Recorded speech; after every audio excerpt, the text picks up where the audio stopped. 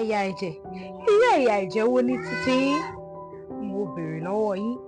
Àbí ẹ̀yin náà wà nínú àwọn tí wọ́n mọ irúfẹ́ ẹ̀yà ẹ̀jẹ̀ tí wọ́n ní?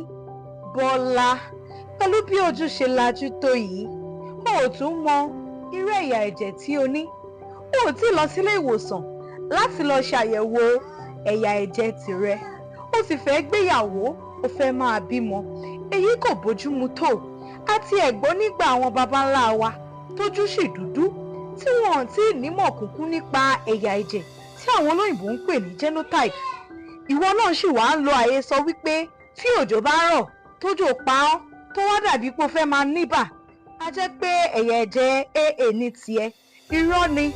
Lọ sílé ìwòsàn tó bá súnmọ́ ọ lónìí kó o lọ ṣe àyẹ̀wò ẹ̀yà ẹ̀jẹ̀ rẹ tí wọ́n ń pè ní genotype test.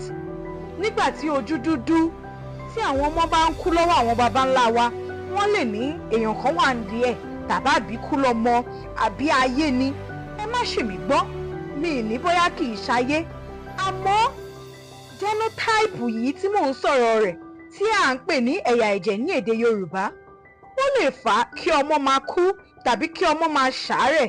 Wọ́n á ní gbogbo ìgbà lọ́mọ yẹn ń ṣàárẹ̀, á kàn máa sùn, á máa wà ní ìdùbúlẹ̀ àìsàn ìkọ̀ọ̀kan.